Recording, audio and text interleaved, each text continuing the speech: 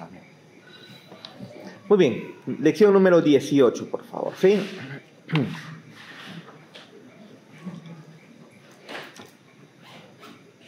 Miren los conceptos que vamos aprendiendo.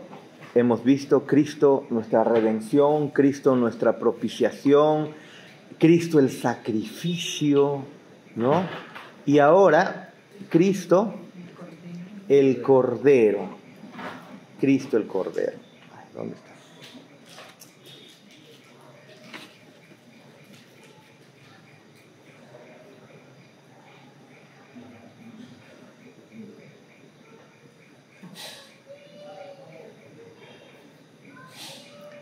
Muy bien, entonces, recordemos que en el Antiguo Testamento, el cordero, pues los corderos eran usados para justamente hacer sacrificios delante del Señor.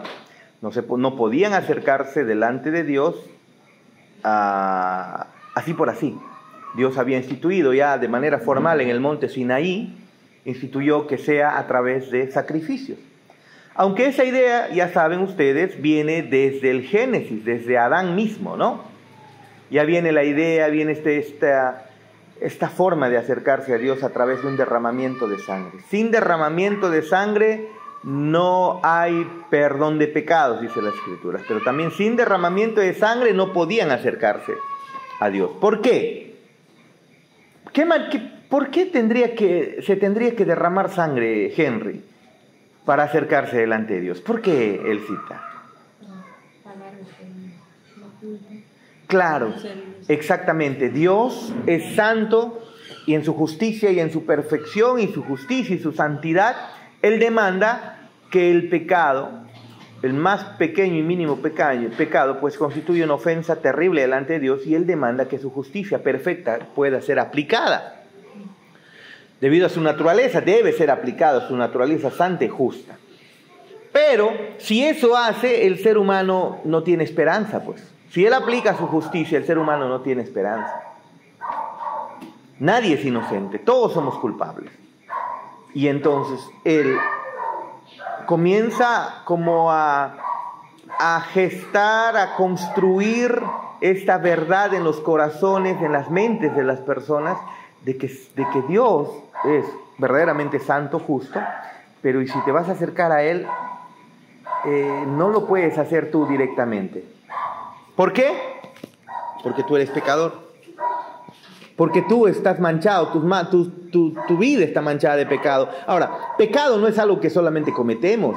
Pecado es algo que nosotros somos. Ese es el problema. No es que solo cometemos pecado. Y el día que dejes de cometer pecado, ya no has pecado y no tienes pecado. No, pecado es algo que nosotros somos prácticamente.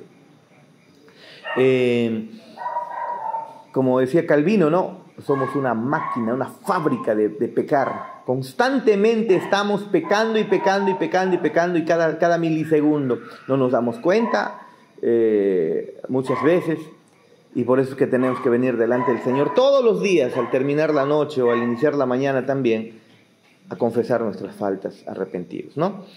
Pero el matar a un animal, lo que representaba era: yo debo morir, yo debo ser muerto debido a mi falta, así que este animal es mi sustituto. Y lo que se tomaba como para el sacrificio, pues era, por lo general, estaba ordenado el cordero, y desde la Pascua se comenzó a usar pues el cordero. Veamos, por favor, se comenzó a usar el cordero de manera mucho más formal, ¿no? Aunque desde el pasado, recuerden, ya estaba esa idea de acercarse a Dios a través del cordero. Quemaban el cordero, mataban el cordero, quemaban al cordero, y entonces eso era todo el ritual antes incluso de la ley mosaica. Ley mosaica significa de la ley de Moisés, ¿ok? Muy bien, muy relacionado con el tema del sacrificio está la referencia a Cristo en las Escrituras como el Cordero de Dios. El Cordero jugaba un papel importante en la historia y la adoración de Israel. Bajo el sistema de sacrificios del Antiguo Testamento, un cordero sin mancha se ofrecía diariamente en los sacrificios de la mañana y en los sacrificios de la tarde. Eso es lo que se hacía, ¿ve? Diariamente. ¿Cuántos corderos a la semana? ¿Cuántos? 14, pero el día sábado se duplicaba el asunto. Se hacía más. ¿Ve? Pero recuerden, era un cordero sin mancha, sin falla. Dios requería que lo que trajeran delante de él, tenía que ser el de mayor valor. Claro, sabemos que esa idea es tomada por aquellos inescrupulosos que entonces usan esto como para decir, a Dios le tienes que dar de más valor, hablando de manera económica, ¿no? Pero en realidad, aunque es cierto que lo han desviado terriblemente, claro que el Señor siempre ha demandado sacrificio, y los sacrificios siempre han sido de mayor y mejor valor. Y eso incluso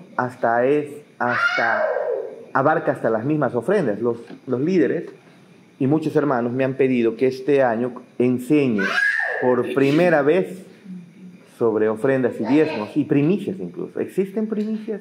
¿Hay primicias? ¿No hay primicias? ¿Somos reformados? ¿Debería haber? ¿No debería haber? Bueno, estamos estudiando, estamos ahí viendo todo lo que la palabra de Dios dice al respecto. Porque también se ha tomado esto como una locura, ¿no? Para evangélica fea, ¿no? Pero no debemos olvidar que todos estos conceptos, muy bien entendidos, claro que han sido instituidos por nuestro Dios, y por un corazón correcto debe ser como parte de nuestra adoración. Pero miren ustedes, volviendo al tema del cordero, un cordero sin mancha se ofrecía diariamente en los sacrificios de la mañana y en la tarde. Veamos Éxodo, por favor, capítulo 29, para que lo puedan ver. Éxodo capítulo 29, versículo 38 al 39, si alguien lo tiene. Sí, por favor. Eso es lo que ofrecerás sobre el altar: 2 corderos de 1 año cada día continuamente. Ofrecerás uno de los corderos por la mañana y el otro cordero ofrecerás a la caída de la tarde. Ajá, Números 28 del 9 al 10. A ver, Yacita. Fuerte, clara, fuerte y claro. Números 28 del 9 al 10. Mas el día del reposo, 2 corderos de 1 año sin defecto y 2 décimas de flor de harina amasada con aceite, como ofrenda con su libación. Es el holocausto de cada día de reposo, además del holocausto continuo y su libación. Vean ustedes. Entonces, se ofrecía un cordero sin mancha en la mañana, un cordero sin mancha en la tarde. Mañana y tarde. ¿Qué es lo que buscaba esto? Cubrir los pecados del pueblo. Pero recuerden que era solo simbólico y momentáneo, apuntado a Cristo. En la mañana y en la tarde. ¿Por qué? Los pecados de la mañana y luego rápidamente vienen. Terminó la mañana y ahora comienza en la tarde. Pastor, sí, durante toda la semana, en la mañana, en la tarde, ¿no? Yo tenía bastantes animales. Porque si es diario, hartos. Claro que sí que había. Eso se había hecho todo un negocio en los tiempos de Jesús en el templo. ¿Se acuerdan ustedes que nuestro Señor Jesús entró y botó a los cambistas y vendedores del templo? ¿Por qué?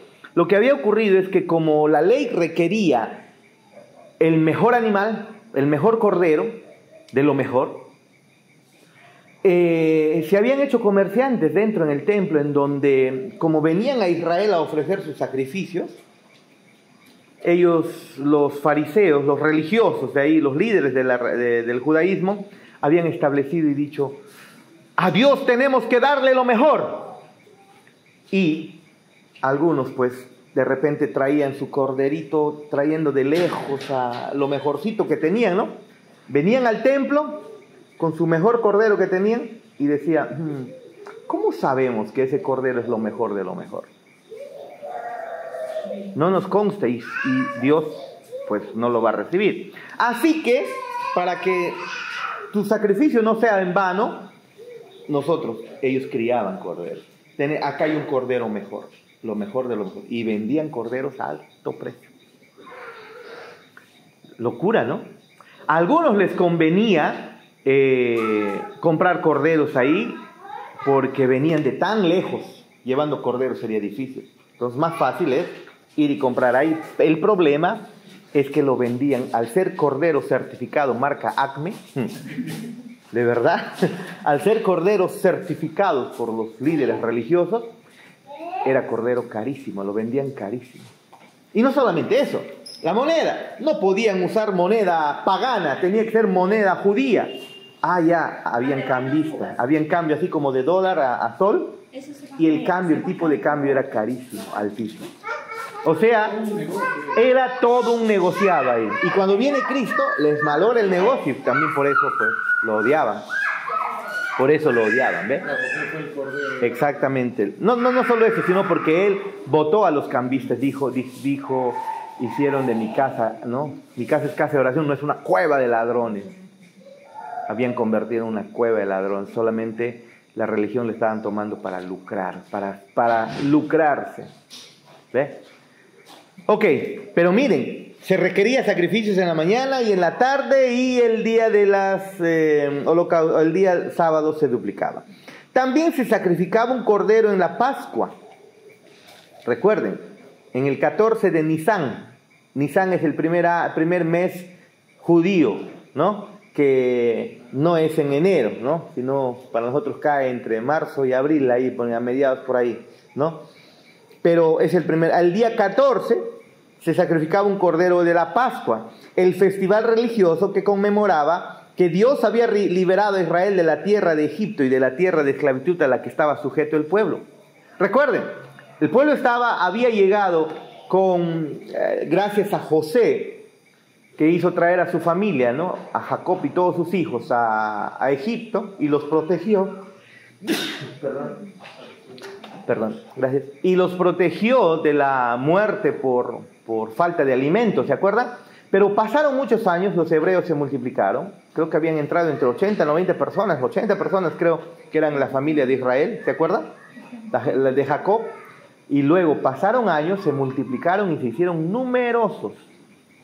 Casi 3 millones de personas estaban en Egipto, los israelitas.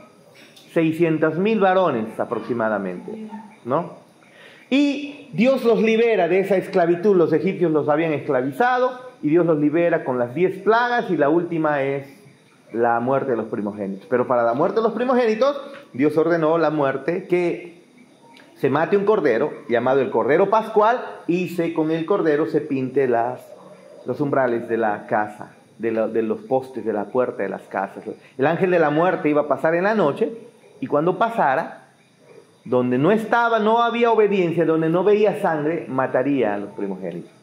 Y así ocurrió, y murió el primogénito del faraón. Faraón al final deja ir a Israel, y entonces desde ese momento, y lo hemos hablado en la iglesia, ¿se acuerdan? Para la Santa Cena, desde ese momento se instituye que cada año se tiene que recordar ese evento, de cómo es que Dios los sacó a un éxodo. Por eso éxodo se llama así, pues éxodo, ¿no?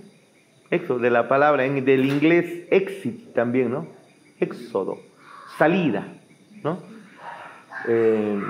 Y salida de la esclavitud. Y desde ahí entonces se mataba cada año, en el 14 de Nisan, un cordero, se llamaba el cordero pascual, ¿no?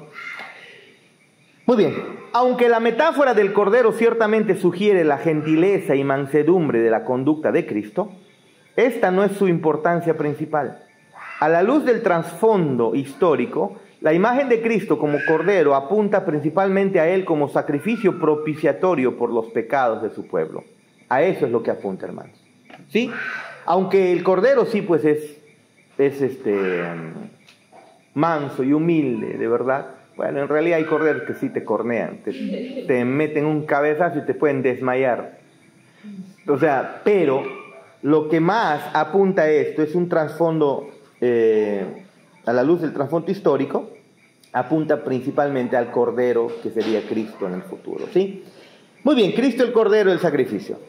El cordero jugaba entonces un papel importante en el sistema de sacrificios del Antiguo Testamento, ya lo sabemos. Sin embargo, esos sacrificios eran meramente sombras y tipos que apuntaban al Cordero que vendría a quitar los pecados del mundo. Esos corderos solamente eran una representación de lo que ocurriría verdaderamente ahí en la cruz del Calvario, cuando el verdadero Cordero Pascual de Dios nos libraría de la muerte, ¿no? Nos libraría de Él mismo. Porque el ángel de la muerte, ¿quién es? ¿Quién es el ángel de la muerte? En el Antiguo Testamento se muestra el ángel de Jehová acampa alrededor de los que le temen. ¿Saben quién es el ángel de Jehová? Jehová. Claro. O una aparición preencarnada de Cristo. Es Cristo.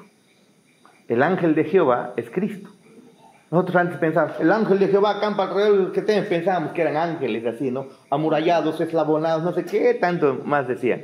No, el ángel de Jehová es Dios mismo, es Cristo, preencarnado en el Antiguo Testamento. ¿Y el ángel de la muerte quién? Igual, si tú lees la historia, es Dios mismo, es Cristo mismo, ¿no? Cristo mismo, ¿eh? Él es el que da vida y Él es el que mata, no se olviden. No se olviden. Esa lógica había llegado. Él es el que da vida y Él es el que mata. No pueden designar a otro, pues. Él es el que da vida y Él es el que mata, exactamente. Muy bien, entonces, estos sacrificios, sin embargo, estos sacrificios eran meramente sombras y tipos que apuntaban al Cordero que vendría a quitar los pecados del mundo. Ese Cordero es Jesucristo de Nazaret.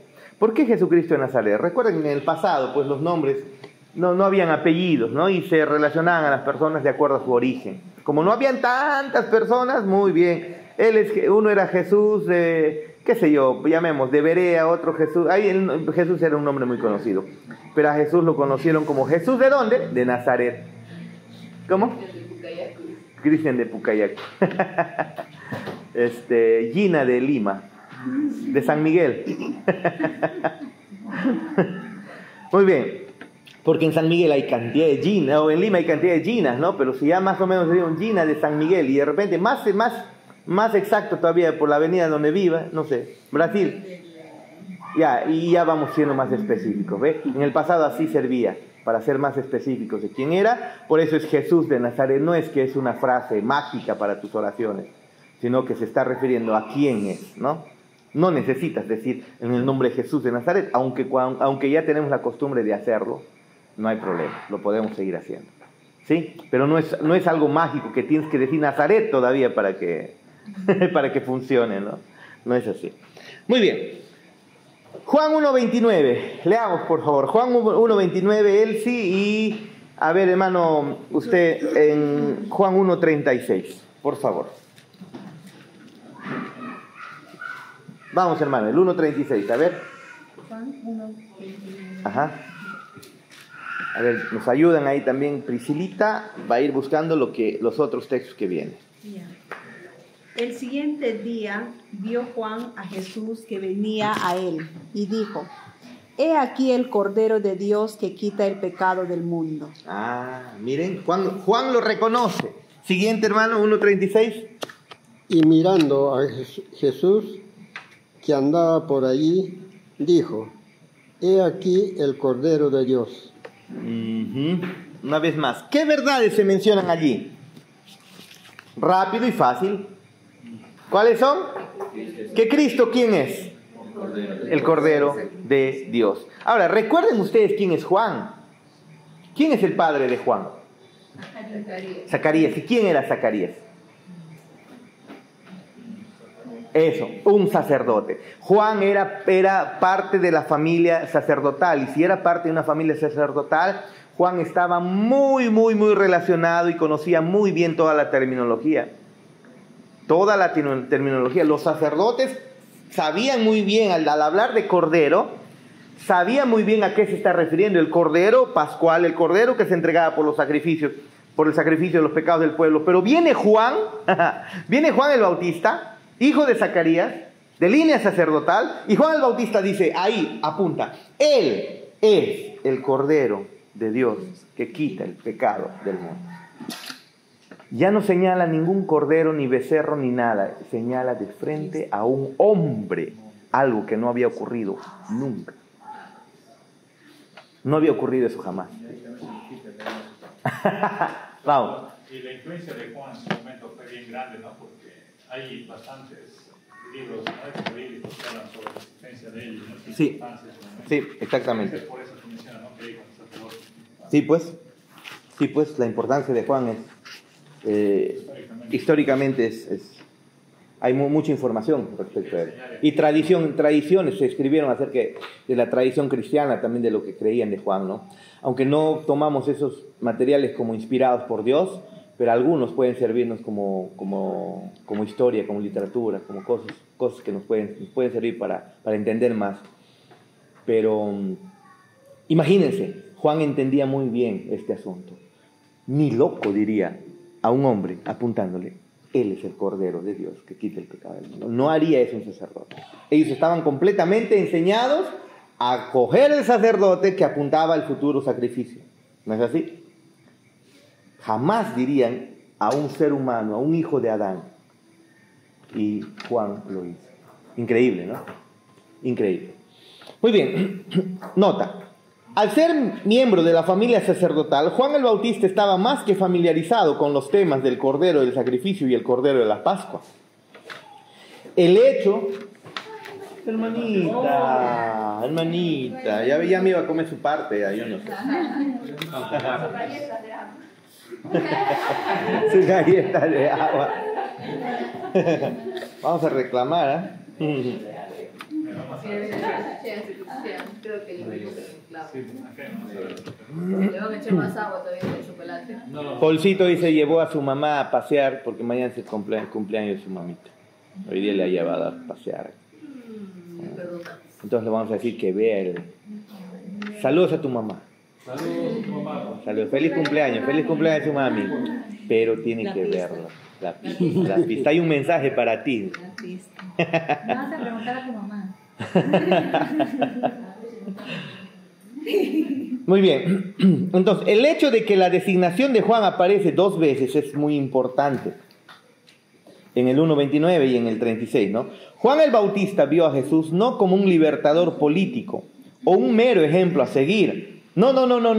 Juan el Bautista no está mostrando a un simple pastor o a un gran profeta, o un maestro o un rabí maravilloso. No está mostrando Juan el Bautista eso. Un hombre maravilloso a quien todos debemos seguir e imitar. No está mostrando eso. Está diciendo el Cordero de Dios, que el único que quita el pecado del mundo. Eso es, hermanos, eso fue completamente revelador para ese momento. Si nos adentramos al contexto, eso explota en la mente de un judío cristiano, ¿no? Eso te remueve, y si lo escuchas siendo judío en ese momento, seguramente el cuerpo se estremece. ¿Qué? Él es el que quita el pecado del mundo, porque ya se sabía que ningún macho cabrío ni nada quitaban los pecados del hombre, porque se hacían constantemente. Pero él anuncia a Juan, él es el Cordero de Dios que quita el pecado del mundo. Así que Juan no vio como un libertador político, y lastimosamente los judíos estaban esperando un libertador político. Estaban esperando un libertador que los lleve a una economía superior, a un poderío militar superior, y que el reino vuelva a ser como en los tiempos de David, ¿no? Eso es lo que el pueblo estaba esperando, o los judíos estaban esperando. Un libertador político. Alguien, pues, que los lleve de nuevo a la gloria como pueblo de Dios que son. Eso decían ellos. Y eso tenía que ser del linaje de David. Tal vez esperaban a alguien con caballo, así como esperaban, como entró Mahoma, ¿no? A la Meca, ¿se acuerdan ustedes? Con caballo total, con espada y total, decapitó a mucha gente. Cristo no hizo nada, entró en un burro. Juan el Bautista, para tener la convicción, la certeza de todo, obvio, claro, estaba familiarizado, ¿no?, la parte sacerdotal, pero asumo que ahí es quien ha dado la convicción de todo es el Espíritu Santo. Recuerden que también desde el vientre de su madre ya estaba lleno del Espíritu Santo. Estaba todo guiado por el Espíritu Santo. Todo guiado. O sea, desde el vientre él ha sido el único hombre que haya recibido el Claro, Espíritu Santo desde su... sí, pues desde, ¿no? Increíble, ¿no? Increíble. Para que vean que el Espíritu Santo, no, al final de cuentas, tú no lo pides ni lo manipulas para tenerlo. Acá soberanamente Dios se lo dio a alguien que ni siquiera un niñito, un bebito, ¿no? Un bebito, un embrión, ¿no? Un bebé, en formación, ¿no? Muy bien, entonces Juan el Bautista no vio a Jesús como un libertador político, un mero ejemplo a seguir, sino como el cordero del sacrificio enviado por Dios para quitar los pecados del mundo. La palabra quita, viene de la palabra griega airo, que lleva la idea de levantar o tomar. Aquí puede. Buenas noches, mi hermano, buenas noches.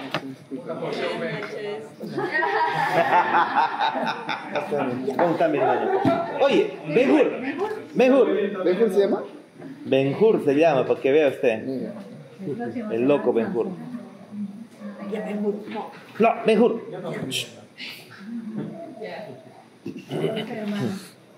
Ahorita llega Roxana. Y yo también estoy que no ven. Que está cruzando los dedos. Uy, ya. No, ay, por ahí, ay. Ben-Hur, no se molestó. Ya. Muy bien, sigamos. Entonces, Ya, vete. Entonces, Juan, en la página 116, ahí estamos. Entonces, Juan, como les decía, no está mostrando a Jesús como un gran líder nada más. Él está mostrando como el Cordero de Dios, el sacrificio de Dios por los pecados del pueblo. La palabra quita viene de la palabra griega airo, que lleva la idea de levantar o tomar. El verbo está en presente, indicando una acción continua. ¿Ve? Es decir, él lleva, siempre.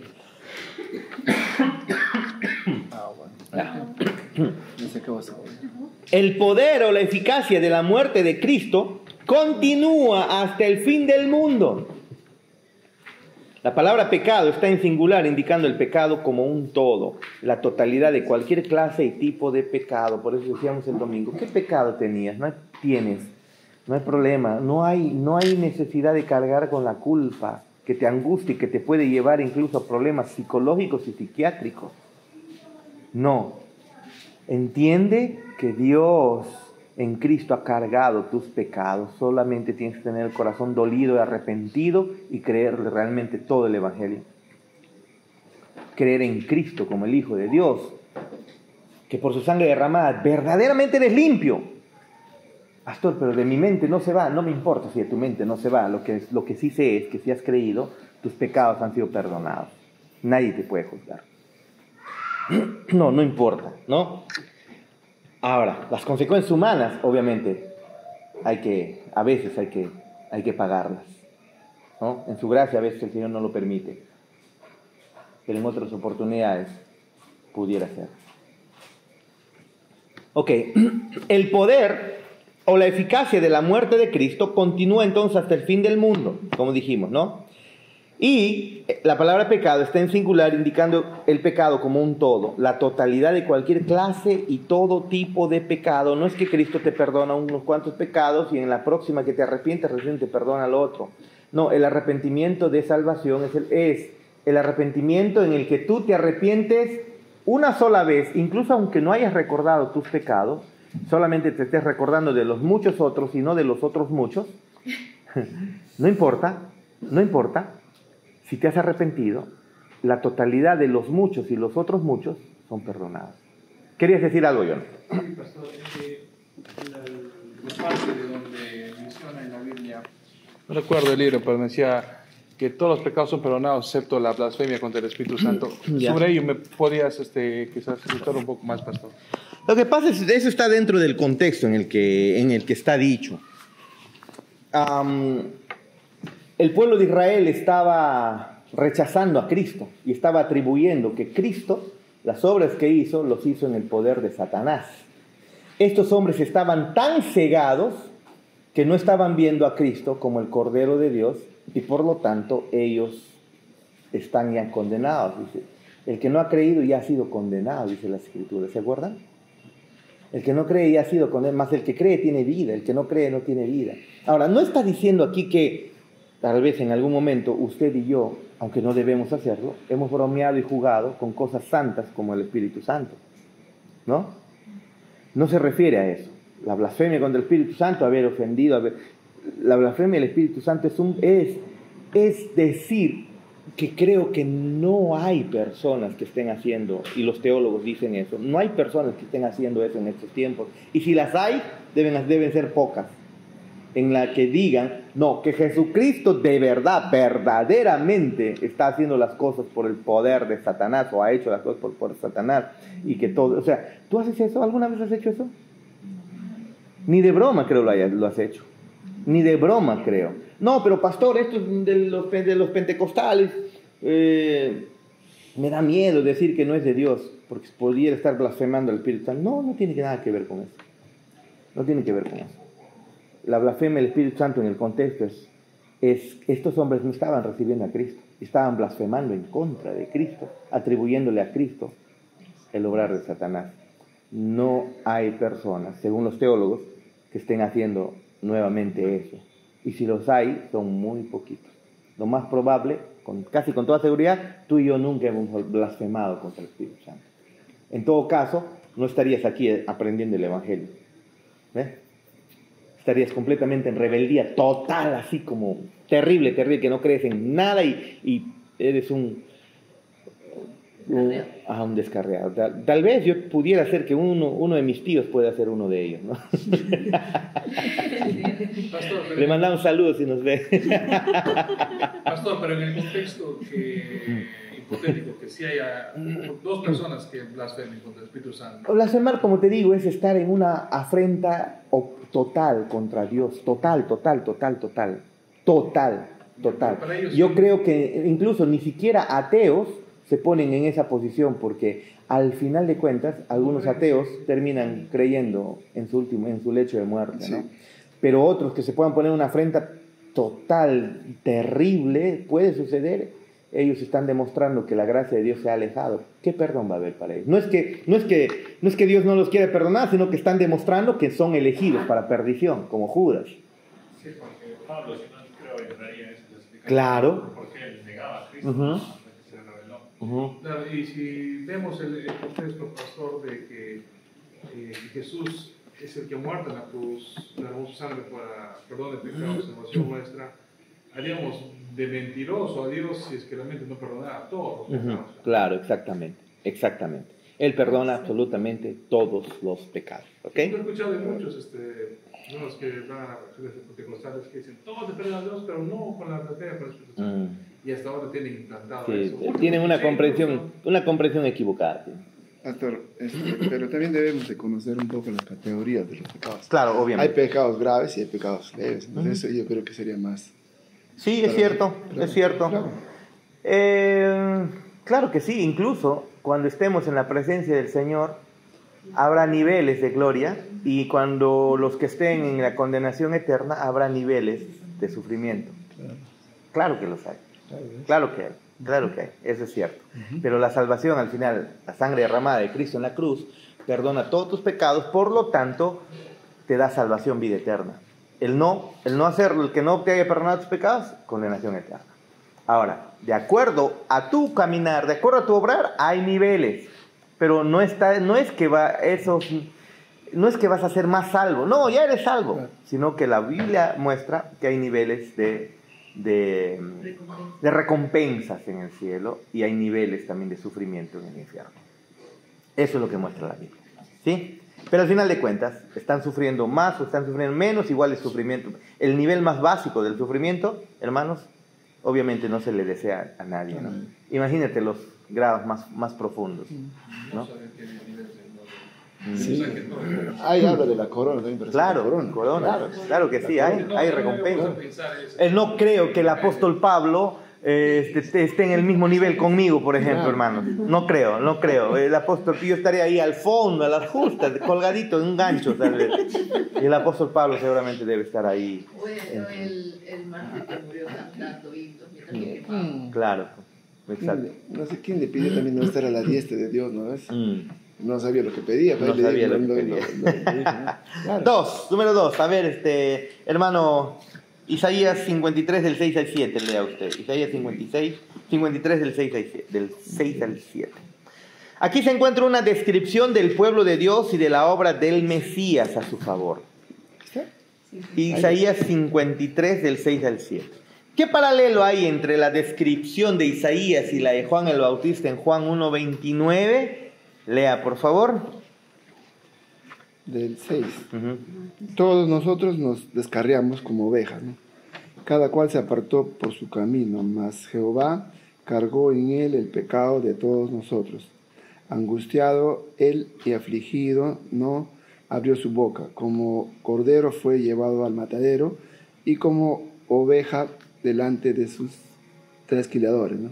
Enmudeció y no abrió su boca. Por la cárcel y por el juicio fue quitado, y su generación, ¿quién la contará? ¿Por qué fue cortado de la tierra de los vivientes? Hasta el 7, ¿no? Y si está, yo tengo el 8. Ya, ahí nomás. Muy bien. Muy bien. Gracias. Miren ustedes, hermanos. Cuando Juan el Bautista dice, he ahí el Cordero de Dios que quita el pecado del mundo, noten ustedes que no fue el primero en mencionar a Cristo como Cordero de Dios. Porque si te das cuenta, Isaías está mencionando aquí a Cristo, ¿no? Antes, 750 años, Isaías está mencionando a Cristo acá. Y lo está mencionando como oveja, como un cordero. ¿Ve? No es la primera vez. ¿Se dan cuenta? Muy bien, la palabra descarriados viene de la palabra hebrea ta'a, que significa errar, desviarse, vagar o tambalearse. En ocasiones se utiliza con referencia a la intoxicación. Todos los hombres se han apartado de Dios y son como hombres intoxicados que se tambalean en su embriaguez. La frase, cada cual se apartó por su camino, demuestra que todos los hombres han seguido el camino que les parece correcto, pero su fin es camino de muerte. Proverbios 14:12 nos dice eso, ¿no? Para salvarnos era necesario que Cristo llevara nuestra iniquidad y fuera llevado al matadero como nuestro sustituto. Esa idea del sustituto viene desde Adán, ¿se acuerdan ustedes, no? Alguien tiene que morir. Si no eres tú, tiene que ser alguien. Los corderos del pasado eran solamente eran sacrificios momentáneos para una limpieza ceremonial, ritual. Apuntaba al verdadero Cristo, al verdadero Cordero, que sí quitaría el pecado del mundo. Aquí vemos que Juan el Bautista no fue el primer profeta en referirse al Mesías como el Cordero, que llevaría el pecado de su pueblo. ¿Se dan cuenta? 700 años antes, Isaías lo había dicho. Así que cuando Juan habla, Juan tiene en mente, obviamente, Isaías. Lo tiene muy bien. Ahora, piensen ustedes en la mente de Juan en ese momento, cuando menciona de Cristo como el Cordero. Recuerden que él está teniendo en mente bien claro Isaías 53. ¿No? Lo está teniendo muy, muy bien en claro. Y está relacionando a Cristo con ese Cordero de Isaías. 3. 1 Pedro 1:18 al 20. Lo va a leer Elsie, por favor. 1 Pedro 1:18 al 20. Encontramos aquí uno de los pasajes más hermosos de las Escrituras acerca de la persona y la obra de Cristo. En este pasaje, ¿cómo se refiere Pedro a Jesucristo y a su obra de salvación a favor de su pueblo? ¿Cómo se refiere Pedro? Muy bien, vamos a citar.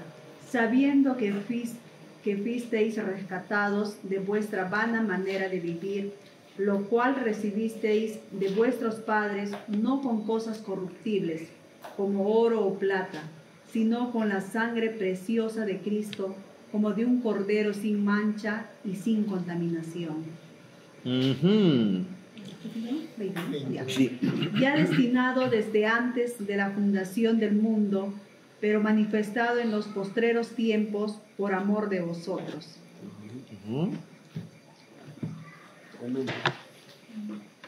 El versículo 18 dice, sabiendo que fuisteis rescatados de vuestra vana manera de vivir,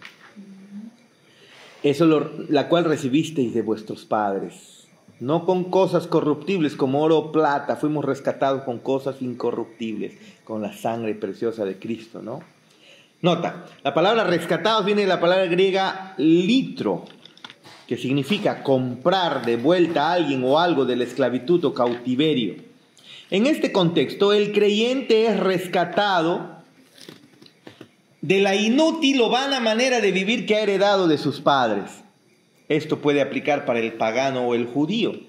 Las tradiciones, los rituales religiosos y los códigos morales de los judíos y los gentiles por igual no tienen poder para salvar. No tienen ningún poder para salvar. Por lo tanto, se requería del sacrificio de Cristo como el verdadero Cordero Pascual. ¿Ve? El cual nos rescató. Ve, 19. ¿Sino con qué? Hemos sido salvados, no con cosas corruptibles, sino incorruptibles, como la sangre preciosa de Cristo, como de un cordero sin mancha y sin contaminación. Vean ustedes lo que hace Pedro. Pedro está relacionando el cordero pascual, está relacionando el cordero entregado por el mismo Abel, y todos los corderos del Antiguo Testamento lo está relacionando al final a Cristo, ¿ve? Como de un cordero sin mancha y sin contaminación. De acuerdo con Levítico 22, del 20 al 24, vamos a ver Levítico 22, por favor. Levítico 22. Escuchen lo que dice. Del 20 al 24 dice: ninguna cosa en que haya defecto ofreceréis, porque no será acepto por vosotros. Asimismo, cuando alguno ofreciere sacrificio en ofrenda de paz a Jehová para cumplir un voto, o como ofrenda voluntaria, sea de vacas o de ovejas, para que sea aceptado, será sin defecto. Ciego, perniquebrado, mutilado, verrugoso, sarnoso o roñoso, no nos está insultando, ¿eh? No ofreceréis esto a Jehová, ni de ellos pondréis ofrenda encendida sobre el altar de Jehová. Buey o carnero que tenga de más o de menos, en fin, hermanos, está mostrando que la ofrenda que se traía tenía que ser buena, tenía que ser de lo mejor. ¿Ve? Hermanos, los sacrificios y las ofrendas son la base justamente de las ofrendas nuestras para estos tiempos. ¿Por qué el Señor no permitía que se traiga perniquebradas, ciegos, ¿qué más dice? Mutilados, verrugosos, sarnosos, roñosos, ¿no? ¿Por qué no permitía eso? ¿Por qué? Porque Dios iba a entregar lo mejor de lo mejor a su Hijo. Y cada animal debía representar a eso en algo, al menos en algo. Y ahora, cuando Él nos manda a venir delante de Él en adoración, claro que nuestros sacrificios son de alabanza y de adoración, de un corazón que busca cumplir su voluntad principalmente. Pero ¿no creen ustedes que también en nuestras ofrendas debe verse la actitud de dar lo mejor? En el Antiguo Testamento estaba así. Ahora, con esto no estamos diciendo que usted debe endeudarse para ofrendar. Al final el Señor no necesita tu dinero, ¿no? No necesita. Pero la actitud es muy importante. Yo estaba conversando con uno de los líderes cuando fuimos a Huánuco, y me manifestaba la preocupación que tenía debido a que algunas personas estaban un tanto cuestionando el ofrendar, incluso especialmente el diezmar, ¿no? Y entonces, una vez más, a petición de muchos líderes, de los líderes, de muchos hermanos, pues este año, como les dije, vamos a enseñar sobre ofrendar y sobre dar. Pero hermanos, nuestro Dios no entregó poca cosa. entregó lo mejor. Nuestra adoración, ¿cómo debe ser? En entrega total de nuestra vida, hermanos. De nuestra vida. Y eso tiene que verse reflejado incluso hasta cuando sabemos, hasta cuando damos. No significa que debas hacerlo como el movimiento carismático, ¿no? O en el que terminas hasta trayendo tu todo y te quedas sin nada, ¿no? No, sino que siempre tener el corazón agradecido al Señor de que Él le entregó todo. Le entregó todo por nosotros. Y nuestras ofrendas deben ser con un corazón limpio, ¿no? Un corazón dadivoso, no egoísta, porque Dios nunca lo fue. Muy bien, sigamos. Estoy adelantando, creo que es lo que les voy a enseñar. Muy bien, de acuerdo con Levítico 22, el 20 y el 24, la ofrenda requería de un cordero sin mancha, de acuerdo con Pedro, Cristo es ese cordero sin mancha. Las Escrituras declaran que la redención de su vida, la del hombre, es de gran precio y no se logrará jamás, dice Salmos 49:8. Claro, pues, ningún animal podría hacer eso. Ningún pago que un hombre pudiera hacer sería suficiente para redimir su alma. Solo la sangre derramada de Cristo en el Calvario fue suficiente porque era de valor infinito. Maravilloso, ¿no? Muy bien, Cristo el Cordero de la Pascua. Creo que esta parte les va a ser sencilla porque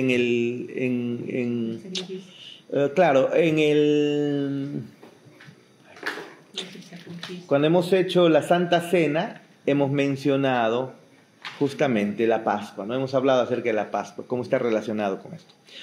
Muy bien, un cordero era en la Pascua, un cordero era sacrificado en la Pascua, el festival religioso que conmemoraba que Dios había liberado a Israel de la tierra de Egipto. Usted puede referirse a Éxodo 12, ahí va a encontrar la historia para que de esta semana pueda empaparse un poco más, ¿no?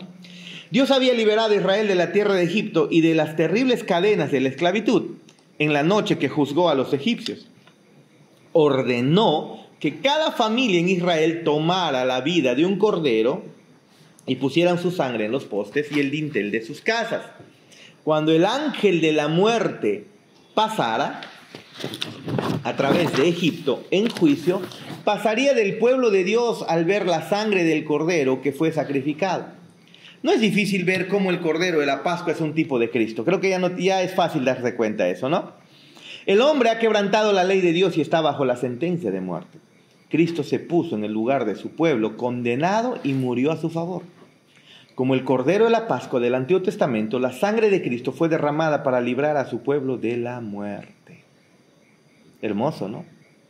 Hermoso. Muy bien, leamos Éxodo 12 del 1 al 24. Usted también lo va a estudiar en casita, pero hoy día lo vamos a leer un ratito. Éxodo 12.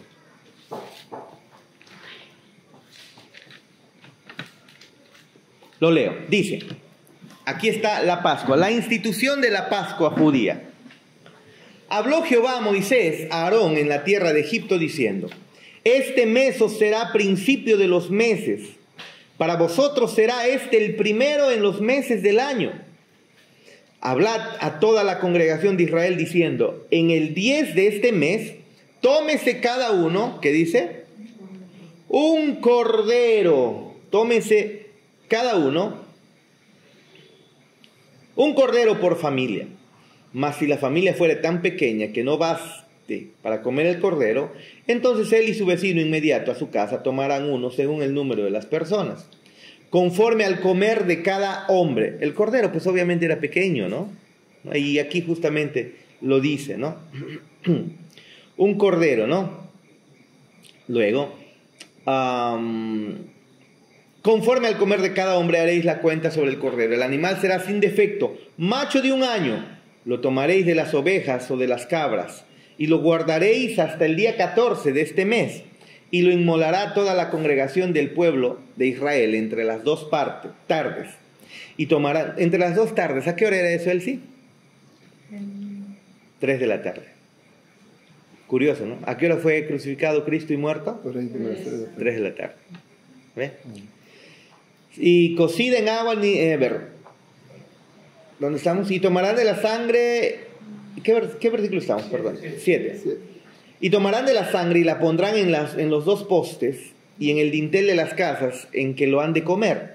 Y aquella noche comerán la carne asada al fuego y panes sin levadura, con hierbas amargas lo comerán. Ninguna cosa comeréis de él cruda, ni cocida en agua, sino asada al fuego. Su cabeza con sus pies y sus entrañas, ninguna cosa dejaréis de él hasta la mañana. Y lo que quedare, ¿qué dice? Hasta la mañana. Hasta la mañana lo quemaréis en el fuego, nada dejabas. Y lo comeréis así, ceñidos vuestros lomos, vuestro calzado en vuestros pies y vuestro bordón en vuestra mano. Y lo comeréis apresuradamente, es la Pascua de Jehová.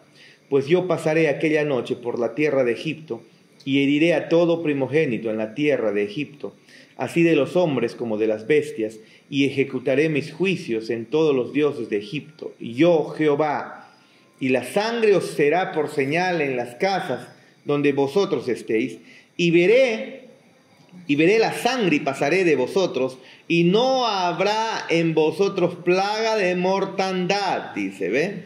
No habrá en vosotros plaga de mortandad cuando hiera la tierra de Egipto. 14. Y este día os será en memoria, y lo celebraréis como fiesta solemne para Jehová durante vuestras generaciones. Por estatuto perpetuo lo celebraréis.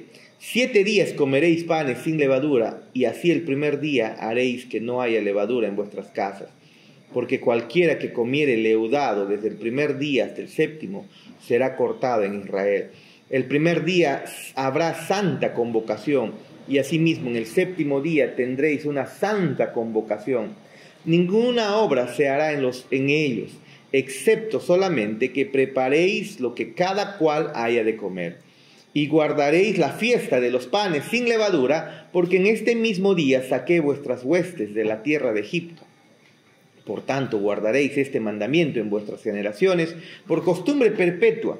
En el mes primero comeréis los panes sin levaduras desde el día 14 del mes por la tarde hasta el 21 del mes por la tarde. Por 7 días no se hallará levadura en vuestras casas, porque cualquiera que comiere leudado, así extranjero como natural del país, será cortado de la congregación de Israel. Ninguna cosa leudada comeréis en todas vuestras habitaciones, comeréis panes sin levadura. Y luego sigue diciendo, y Moisés convocó a todos los ancianos de Israel y les dijo, sacad y tomaos corderos por vuestras familias, y sacrificad la Pascua. Y tomad un manojo de hisopo y mojadlo en la sangre que está en un lebrillo, y untad el dintel y los 2 postes con la sangre que estará en el lebrillo, y ninguno de vosotros salga de las puertas de su casa hasta la mañana, porque Jehová pasará hiriendo a los egipcios. Primero dice el ángel de la muerte, ¿no? Y ahora dice, Jehová pasará hiriendo a los egipcios. Y cuando vea la sangre en el dintel y en los 2 postes, pasará Jehová a aquella puerta, y no dejará entrar al heridor en vuestras casas para herir. Guardaréis esto por estatuto para vosotros y para vuestros hijos y para siempre. Lo está diciendo al pueblo de Israel. Muy bien. Aquí en Éxodo vemos el relato del rescate de Israel, ¿no? De Egipto a través de la muerte del Cordero de Pascua. Muy bien. ¿Cómo se describe al Cordero de la Pascua en Éxodo 12:5? El Cordero será sin defecto. Sin defecto. Excelente. Sin defecto. La frase viene de la palabra hebrea tamim, que denota aquello que está completo, sano, sin problemas o inocente.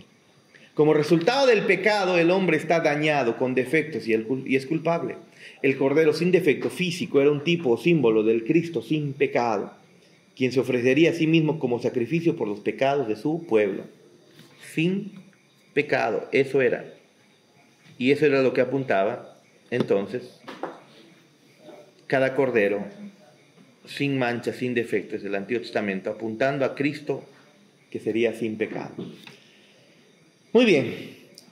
B. De acuerdo con Éxodo 12:21, ¿qué se le haría al Cordero de la Pascua? ¿Qué dice el 21? ¿Qué dice el versículo 21? Sacrificad. Lo sacrificaban. ¿No? Lo sacrificaban, lo mataban, ¿no? ¿Y cómo es que esta verdad aplica a Cristo como el Cordero de Dios? Es que Cristo entre las 2 tardes también del día de la Pascua fue sacrificado. Fue sacrificado. La palabra sacrificar viene de la palabra hebrea shahat, que también puede ser traducida como matar. El sacrificio del Cordero de la Pascua prefiguraba la muerte de Cristo en redención de su pueblo. En Apocalipsis 5:9, las huestes celestiales adoran a Cristo diciendo: digno eres de tomar el libro y de abrir sus sellos, porque tú fuiste inmolado, y con tu sangre nos has redimido para Dios de todo linaje y toda lengua y de todo pueblo y de toda nación. Como ahora podemos observar que desde el Antiguo Testamento estaba siendo anunciado Cristo, ¿no? Y luego en el Nuevo Testamento vemos cómo es que ahora del Antiguo Testamento de adelante lo que está haciendo es recordar el sacrificio de Cristo. El Antiguo Testamento lo que está haciendo es ver por la fe el sacrificio de Cristo. Y en el Nuevo Testamento retrocede a seguir viendo el sacrificio de Cristo. Todo centrado en Cristo. De acuerdo con el versículo 22, ¿qué debía hacerse con la sangre del Cordero de la Pascua? Versículo 22, ¿qué dice?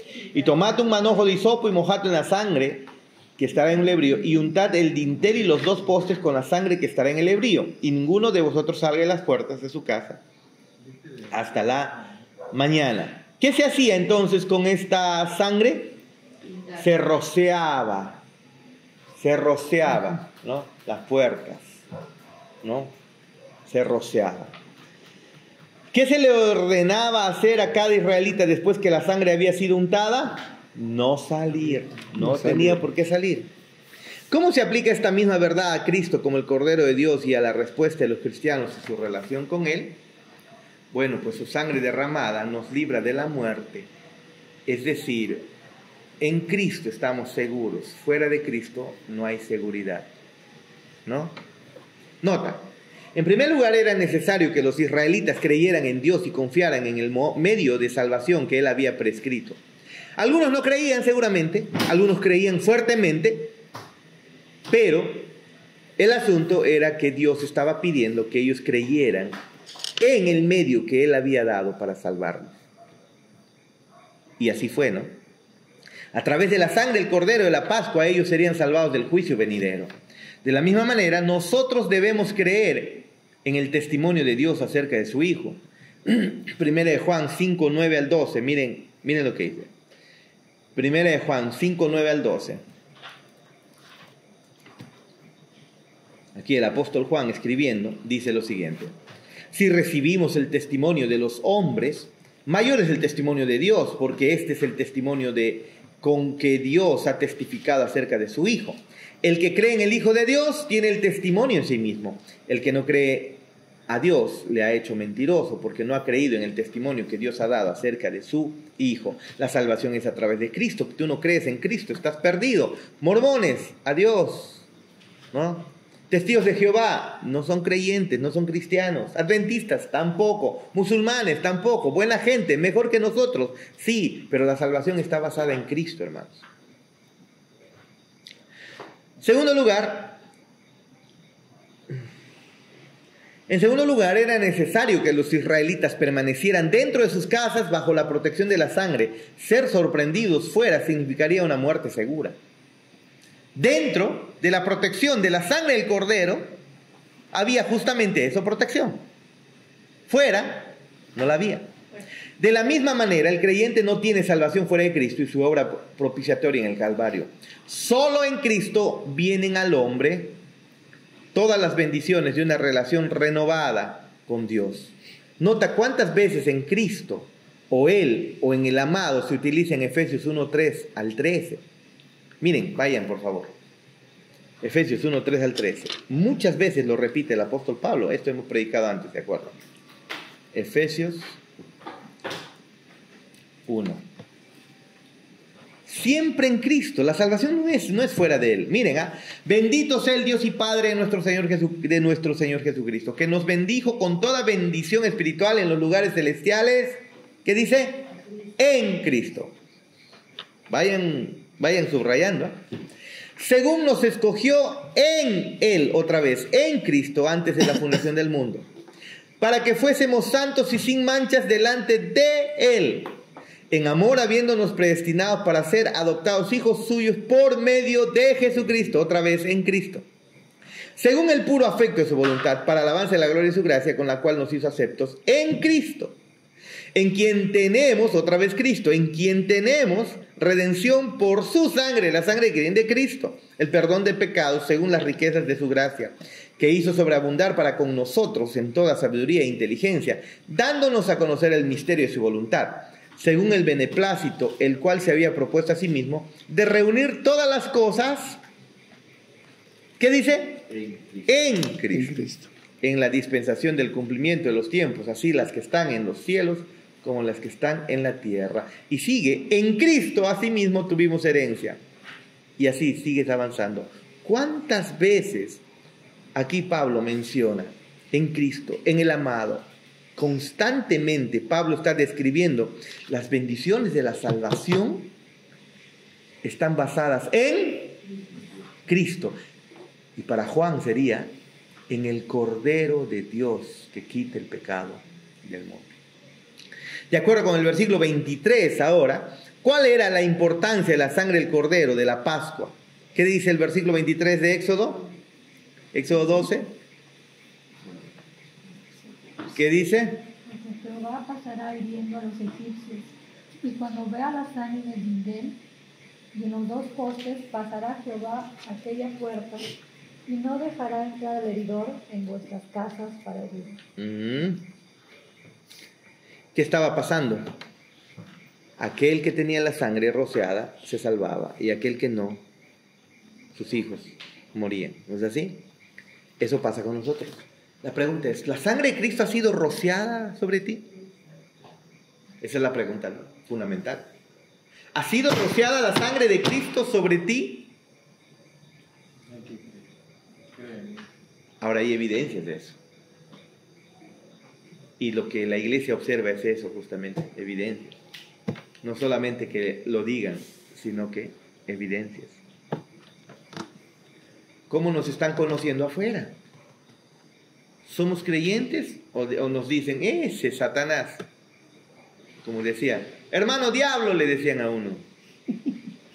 Ese que hace hermano, ese chatuco. ¿Cómo nos están conociendo? ¿No? Muy bien, nota, la sangre era la única diferencia entre los egipcios, quienes fueron destruidos por la ira de Dios, y los israelitas, quienes fueron salvados del juicio de Dios. La sangre hacía la diferencia, hermanos.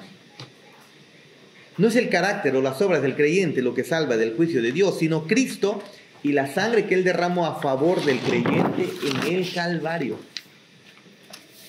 Maravilloso, ¿no? Tus pecados,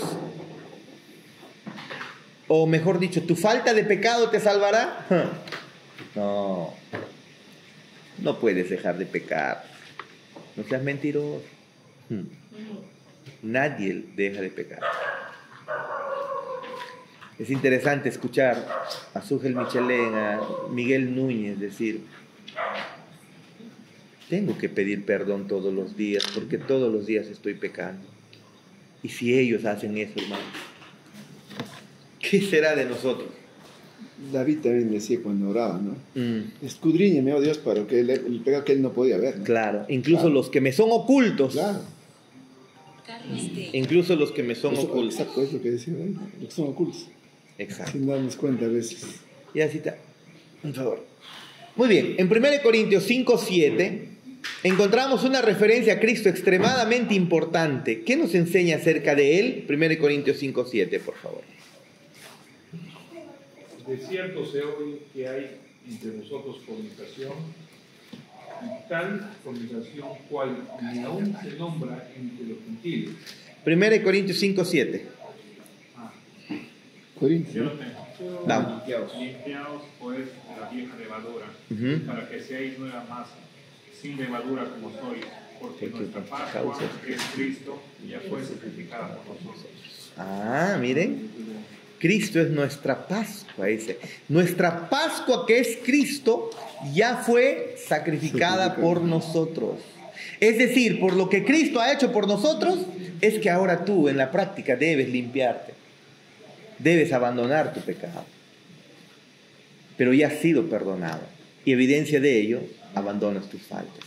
Aquí las Escrituras hacen una referencia directa al Cordero de la Pascua como un tipo o sombra de Jesucristo y su obra propiciatoria en el Calvario.